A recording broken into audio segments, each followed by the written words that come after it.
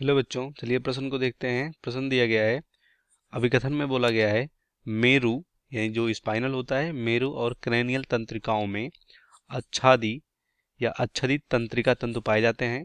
कारण में बोला गया है, जिस तर्क बोलते हैं, इसमें बोला गया है आच्छादित तंत्रिकाएं आच्छादहीन तंत्रिकाओं की तुलना में अधिक तीव्रता से आवेगों का संचरण करती हैं। तो इस तरह से हमारे पास 5 विकल्प दिए गए हैं। हमें देखना कौन सा विकल्प हमारा यहाँ पर सही होगा। पहला विकल्प है ए एंड आर दोनों सत्य हैं और आर ए की सही व्याख्या है। दूसरे में ए एंड आर सत्य है लेकिन आर ए की सही व्याख्या नहीं है। तीसरे में ए सत्य है लेकिन आर असत्य है। चौथे में ए सत्य है लेकिन आर सत्य है, मतलब ए असत्य है लेकिन आर सत्य है, और लास्ट में ए आर दोनों असत्य हैं। सबसे पहले इस प्रश्न का हम देख लेते हैं मुख्य अवधारणा। मुख्य अवधारणा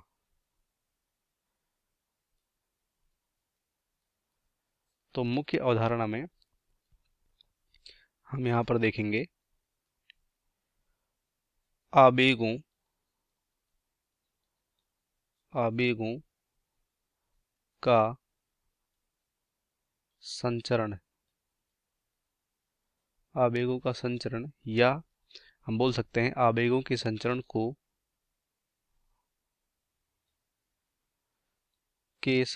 को प्रभावित प्रभावित करने वाले कारक।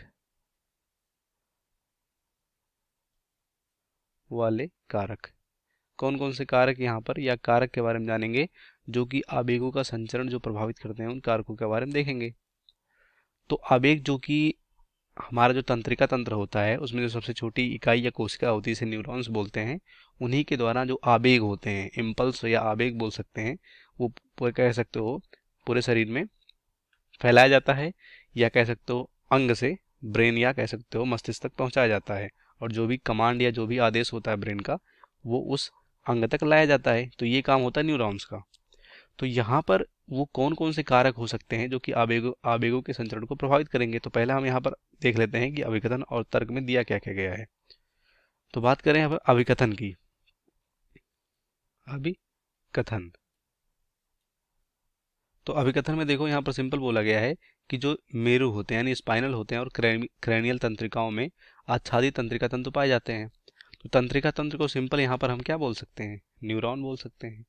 न्यूरॉन एक यहाँ पर तंत्रिका कोशिका है, इसी के द्वारा आवेगों का क्या होता है, संचरण होता है। तो यहाँ पर न्यूरॉन दो तरीके के हो सकते हैं। एक तो होगा आच्छादी, यानी जिसपे कि यहाँ पर कवरिंग पाई जाएगी। कवरिंग मतलब माइलिन शीथ, जो श्वान कोशिका होते हैं एक्सॉन पर, उन्हीं के द्वारा कुछ कवरिंग आवरण निकाला जाता है, जिसे बोलते हैं माइलिन शीथ, या यहाँ पर माइलिन कवर बोल सकते हैं। तो आच्छादी तंत्रिका यहाँ पर न्यूरॉन्स बोल सकते हैं या तंत्रिका तंत्र बोल सकते हैं। और दूसरा होते हैं आच्छादहीन आच्छादहीन तो ये दो तरह के क्या होते हैं, न्यूरॉन्स पाए जाते हैं। तो जो हमारा स्पाइनल और क्रेनियल होता है, इनमें आच्छादित तंत्रिका तंतु पाए जाते हैं। क्यों? क्योंकि जो हमारा आच्छादी होगा, जैसे अगर बात करें हम सिंपल इस तरह से न्यूरॉन्स की, तो ये न्यूरॉन का क्या हो गया, एक्सॉन हो गया। और यहाँ पर इस तरह से कुछ जो हमारे ये न्यूरॉन्स के जो कोशिका द्रव्य, ये सब यहाँ पर, जिसे साइटोन बोलते हैं, ये सब यहाँ पर पाया जाता है। तो आच्छाद का मतलब यहाँ पर श्वान कोशिकाओं द्वारा कुछ आवरण निकाला जाता है, कवरिंग इस तरह से। और जहाँ पर कवरिंग नहीं पाया जाता उसे क्या बोला जाता है, नोड ऑफ रेनवियर। तो अगर इम्पल्स यहाँ से यहाँ तक आ रहा है, तो जहाँ जहाँ पर ये कवरिंग होगी वहाँ पर ये आवेग नहीं जाएगा, क्योंकि ये सुचालक होते हैं विद्युत के। तो ये सीधे जंप करेगा इस तरह से, जहाँ जहाँ पर आवरण नहीं होगा, यानी हर एक नोड ऑफ रेनवियर पे जंप करेगा, जिससे कि आवेगों का जो संचरण होगा वो तेजी से यहाँ पर हो जाएगा। किसमें, आच्छादी में। और आच्छादहीन जो होते हैं उनमें यहाँ पर कोई कवरिंग पाई ही नहीं जाती, आवरण नहीं पाया जाता है। तो जब आवरण नहीं पाया जाएगा, तो जो भी यहाँ पर एक्सॉन का लेंथ होगा, लंबाई होगा, उससे होकर आवेग जाएंगे, तो वहाँ पर देरी होगा उनके संचरण में, इस तरह से। तो मेरु और क्रैनियल तंत्रिकाओं में आच्छादहीन तंत्रिका तंतु पाए जाते हैं। क्यों? क्योंकि जो भी यहाँ पर आवेग होगा वो ब्रेन तक पहुंचने के लिए, यहाँ पर, या कह सकते हो ब्रेन तक पहुंचाने के लिए बहुत जरूरी है, इसलिए यहाँ पर आच्छादी तंत्रिका तंत्र पाए जाते हैं, सिंपल। तो हमारा पहला यहाँ पर क्या होगा, सही होगा। उसके बाद बात करें दूसरा रीजन, जो हमारा यहाँ पर तर्क में बोला गया है कि आच्छादित तंत्रिकाएं आच्छादहीन तंत्रिकाओं की तुलना में अधिक तीव्रता से आवेगों का संचरण करती हैं, तो वही हमने बताया। सिंपल इसका यही मतलब है। इसका सिंपल ये मतलब है कि जैसे ये एक्सॉन है, ये क्या है, एक्सॉन है, तो यहाँ पर अगर कवरिंग होगा इस तरह से, और यहाँ पर भी इस तरह से कवरिंग होगा, जो श्वान कोशिकाओं द्वारा निकाला जाता है, और इसे जो बीच में खाली होगा इसे नोड ऑफ रेनबियर बोलते हैं।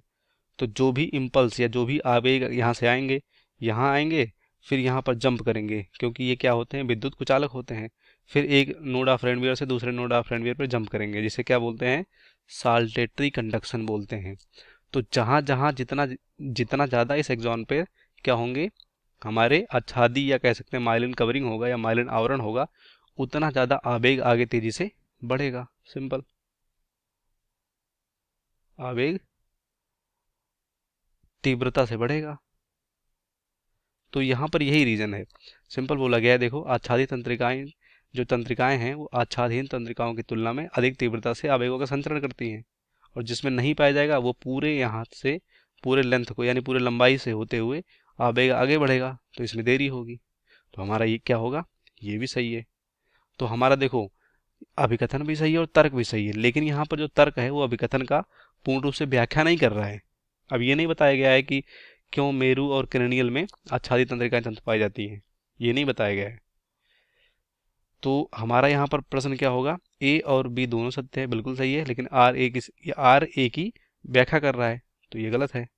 दूसरे में ए आर दोनों सत्य है, लेकिन आर ए की सही व्याख्या नहीं है, तो ये राइट है। बाकी यहाँ पर सब गलत हो जाएंगे, क्योंकि एक में सत्य है और लास्ट में दोनों सत्य है। तो इस प्रश्न का सही विकल्प बी होगा, बाकी सभी गलत हो जाएंगे। उम्मीद करते हैं आपको प्रश्न समझ में आया होगा। धन्यवाद।